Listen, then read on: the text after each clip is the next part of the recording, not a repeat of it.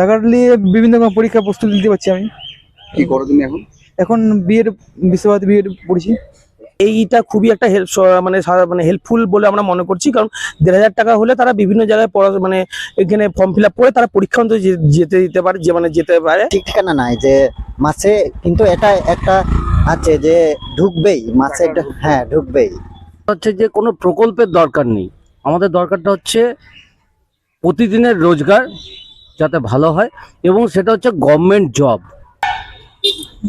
বক্তব্য কি আর বলবো, এখন বেকারদের সবচেয়ে সমস্যা হচ্ছে 1,500 নিয়ে নেয়, মেন হচ্ছে আমাদের চাকরি দরকার।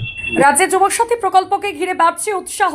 ডিজিটাল শিক্ষার প্রসার এবং যুব সমাজকে এগিয়ে নিতে এই উদ্যোগ কতটা প্রভাব ফেলছে তা জানতেই আমরা কথা বলবো ছাত্রছাত্রী থেকে অভিভাবকদের সঙ্গে। এই প্রকল্পটা তোমরা কিভাবে দেখছো? না, একদিক থেকে বলতে গেলে ভালো। যারা পড়ুয়া আছে, যারা বেকার, সেক্ষেত্রে ওরা পরীক্ষার জন্য প্রস্তুতি দিতে পারছে এবং বিভিন্ন রকম পরীক্ষার জন্য যে খরচ ওরা নিজের পকেট থেকে দিতে পারছে, ওটা বাড়িতে দিতে পারছে না। তোমার কি টাকা ঢোকে? হ্যাঁ। এটাতে কি খুশি? হ্যাঁ, খুশি। কি করো টাকাটা নিয়ে? টাকা নিয়ে বিভিন্ন রকম পরীক্ষা প্রস্তুতি দিতে পারছি আমি। কি করো তুমি এখন? এখন বিএড বিশ্বভারতী বিএড পড়ছি। টাকাটা কাজে লাগে, তাই? হ্যাঁ। প্রতি মাসেই তো ঢুকছে? হ্যাঁ, প্রতি মাসে দিচ্ছি। মানে অপেক্ষা করে থাকো যে কখন ঢুকবে এরকম? এটা না না না, অপেক্ষা থাকি না, কারণ আমার জানা আছে মোটামুটি যে এই মাসে ছিল অটোমেটিক ঢুকে যাবে। মোবাইলে রিচার্জ করতে এগুলো কিভাবে চালাও? মোবাইল রিচার্জ মোটামুটি ওটা থেকেও বেরিয়ে যায় অনেক সময়। ওটা থেকে বেরিয়ে যায়। হ্যাঁ। পড়াশোনার খরচাটা চলে। হ্যাঁ। কি নাম তোমার? সৌরভ চক্রবর্তী। দেখুন, এটা খুবই একটা পজিটিভ প্রকল্প, কারণ হচ্ছে সাধারণ যে ছাত্রছাত্রী যারা পাস আউট করে, 12 পাস করে বা তারা পঠন পাঠনের জন্য এগোতে চায় বা চাকরি খোঁজে, তাদের অনেক সময় থাকে কি খুব গরিব ফ্যামিলি থেকে বিলংস করে, তাদের বিভিন্ন ফর্ম ফিল আপ করার টাকা থাকে না বা পরীক্ষা দিতে যাওয়ার অর্থ থাকে না। সেক্ষেত্রে এইটা খুবই একটা মানে হেল্পফুল বলে আমরা মনে করছি, কারণ 1,500 টাকা হলে তারা বিভিন্ন জায়গায় মানে এখানে ফর্ম ফিল আপ করে তারা পরীক্ষা অন্তত যেতে দিতে পারে, যেতে পারে এবং হাত পাততে হয় না কারো কাছে। তোমার কি এসছে এখন? হ্যাঁ, একদমই আমরা পেয়েছি এবং এতে আমরা খুব খুশি। সবাই বলছে যে আরো বেকার হয়ে যাবে এরকম।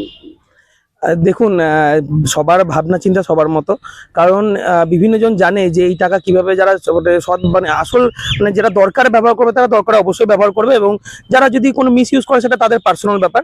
কিন্তু যারা ফর্ম ফিল আপ করে বা যারা পড়াশোনার সঙ্গে যুক্ত, চাকরি খোঁজে আছে, তারা কিন্তু পজিটিভলি ব্যবহার করবে। তোমার নাম আছে? আমার নাম শুভদীপ দে, আমি সীমান্তপল্লী বাসিন্দা। না, এখনো পর্যন্ত ঢোকেনি, আগে মাসে একটা পেয়েছিলাম। আর এই প্রকল্পটা নিয়ে কি বক্তব্য?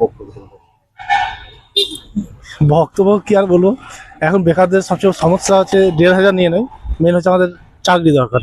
পশ্চিমবঙ্গে সবচেয়ে এখন দরকার হচ্ছে আমাদের চাকরি। বেকাররা শুধু যুবসাথী 1,500 পেয়ে শুধু খুশি হলে হবে না, মিনিমাম আমাদেরকে প্রাইভেট জব হোক বা সরকারি কাজ হোক, এটাই দরকার এখন বর্তমানে। এই যে টাকাটা কি কোনো কাজে লাগে আমাদের? টাকাটা কাজে লাগে না কেন বলবো, অবশ্যই 1 টাকা পেলেও সেটাও কাজে লাগে। কি করে টাকাটা নিয়ে? টাকাটা সংসারেই চলে যায়।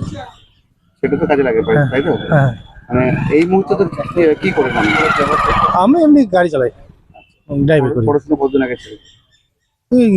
গ্র্যাজুয়েট করে ছেড়েছি, কতদিন হলো মোটামুটি? হয়ে গেল প্রায় 10 বছর। তখন থেকে বসে রয়েছে তো? হ্যাঁ, বসে আছি। কিছু পাওনি? না, কি চাইছো এখন তুমি?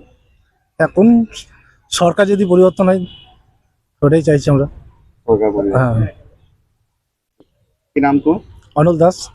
এটা একটা উন্নত প্রকল্প, যেটা আমরা অনেক সুবিধা পেয়েছি, যেহেতু এটা থেকে আমরা অনেক হাতের খরচা, mobile recharge plus form fill up যে কোনো পরীক্ষার জন্য খরচা করতে পারছি। প্লাস কি বলবো, মানে এটা একটা যেটা যেহেতু এটা কোনো ঠিক ঠিকানা নাই যে কখন ঢুকবে বা কখন ঢোকার যেহেতু এটা তো প্রথম তো 1 থেকে 10 তারিখের মধ্যে কোনো দিন যুবসাথী ঢুকছে না, তো এটা ঠিক ঠিকানা নাই যে মাসে, কিন্তু এটা একটা আছে যে ঢুকবেই মাসে। হ্যাঁ, ঢুকবেই। কি করো তুমি? আমি এখন করছি। তোমার টাকা কি ঢুকেছে? হ্যাঁ, ঢুকেছে। কতবার পেলে টাকা? হ্যাঁ, 2বারই পেয়েছি। দুবার পেয়েছো, মানে 3,000 টাকা। হ্যাঁ। কি নাম তোমার? আমার বিপত্তারাম বেসরা। কিভাবে দেখছেন আমরা? আমাদের মেনলি বলার কথা হচ্ছে যে কোনো প্রকল্পের দরকার নেই, আমাদের দরকারটা হচ্ছে প্রতিদিনের রোজগার যাতে ভালো হয়, এবং সেটা হচ্ছে গভর্নমেন্ট জব, যেটা পড়ালেখা ছেলে মেয়েদের জন্য দরকার। সেটা দরকার হচ্ছে শুধুমাত্র জব, গভর্নমেন্ট জব। প্রত্যেকটা জায়গায় ভ্যাকেন্সি আছে, সেই ভ্যাকেন্সিগুলো ফিল আপ করা হোক, এটা হচ্ছে মূল বক্তব্য। কোনো ভাতা চাই না।